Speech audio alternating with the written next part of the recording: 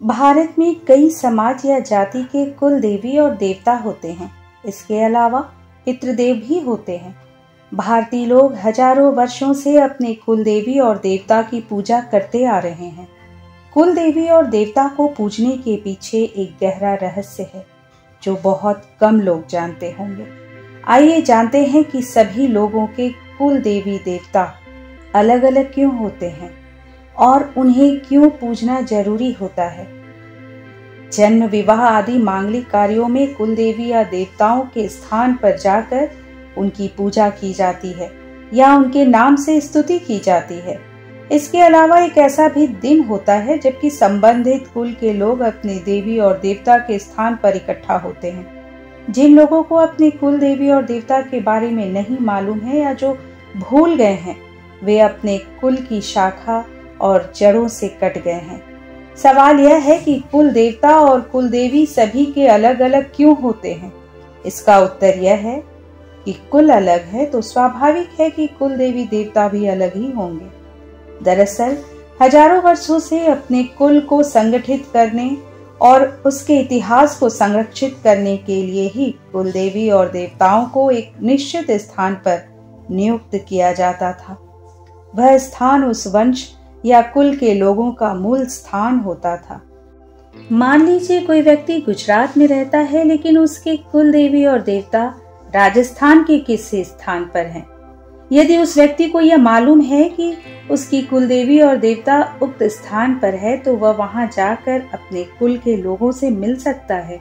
वहां हजारों लोग किसी खास दिन इकट्ठा होते हैं। इसका मतलब है कि वे हजारों लोग आप ही के कुल के हैं।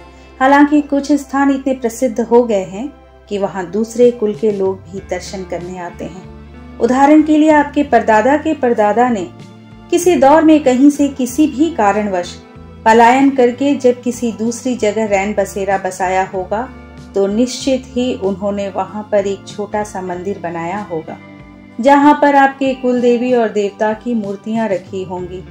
सभी उस मंदिर से जुड़े रहकर यह जानते थे कि हमारे कुल का मूल क्या है। यह उस दौर की बात है जब लोगों को आक्रांताओं से बचने के लिए एक शहर से दूसरे शहर या एक राज्य से दूसरे राज्य में पलायन करना होता था।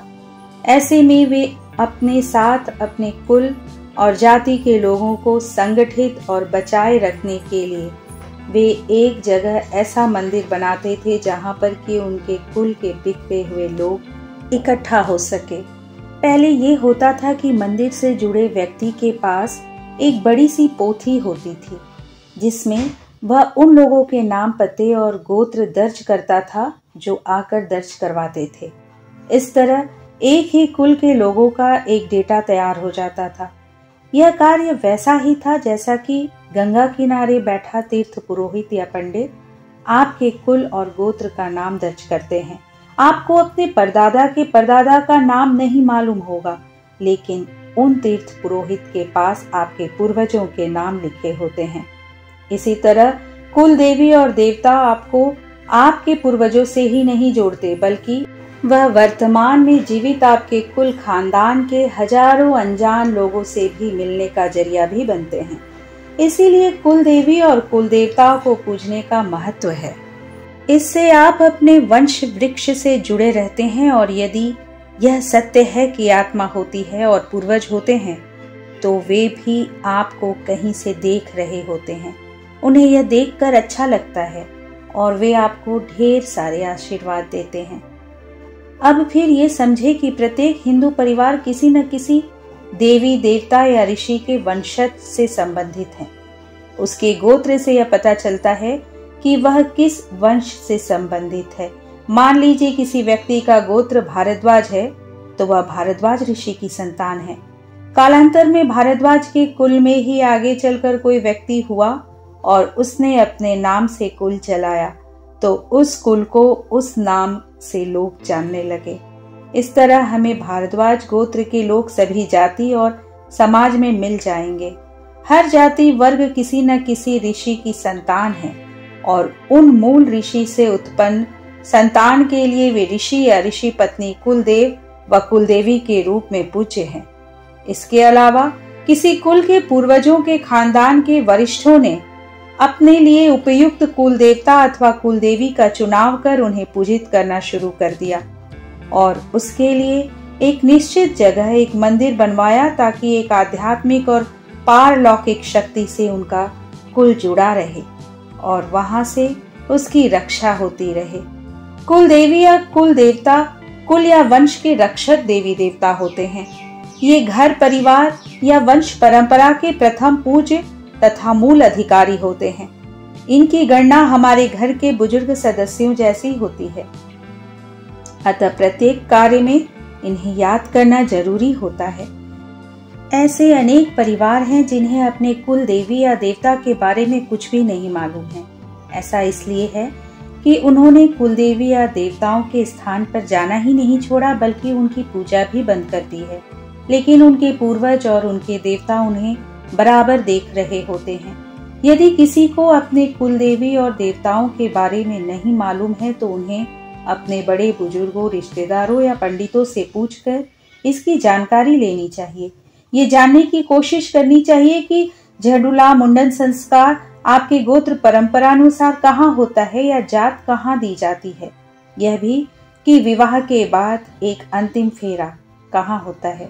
कहते हैं कि कालांतर में परिवारों के एक स्थान से दूसरे स्थानों पर स्थानांतरित होने, धर्म परिवर्तन करने, आक्रांताओं के भय से विस्थापित होने, जानकार व्यक्ति के असमय मृत होने, संस्कारों का क्षय होने, विजातीयता पनपने, पाश्चात्य मानसिकता के पनपने और नए विचारों के संतों की संगत के ज्ञान भ्रम में उलझकर लोग अपने कुल खानदान के कुल देवी और देवताओं को भूलकर अपने वंश का इतिहास भी भूल गए हैं। खासकर यह प्रवृत्ति शहरों में देखने को ज्यादा मिलती है। ऐसा भी देखने में आया है कि कुल देवी देवता की पूजा छोड़ने के बाद कुछ वर्षों तक तो कोई खास परिवर्तन नहीं होता, लेकिन जब देवताओं का सुरक्षा चक्र हटता है तो परिवार में घटनाओं और दुर्घटनाओं का दौर शुरू हो जाता है।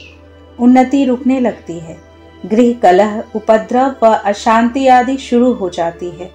आगे वंश नहीं चल पाता है। पिताद्रोही होकर व्यक्ति अपने वंश को नष्ट कर लेता है। इनका प्रभाव इतना महत्वपूर्ण होता है कि यदि ये रुष्ट हो जाएं, तो हनुमान जी के अलावा अन्य कोई देवी या देवता इनके दुष्प्रभाव या हानि को कम नहीं कर सकते या रोक नहीं लगा सकते। हमें अपने कुल देवी देवता को भूलना नहीं चाहिए। वे हमारे ऊपर अपना आशीर्वाद बरसाते हैं, पर कहीं हम उन्हें भूल गए हों या वे हम पर रुष्ट हो गए हों तो हमें कलयुग के देवता संकट मोचन हनुमान जी के शरण में जाना चाहिए। वे चिरंजीवी हैं और कलयुग में भी अपने भक्तों की रक्षा के लिए उपस्थित रहते हैं।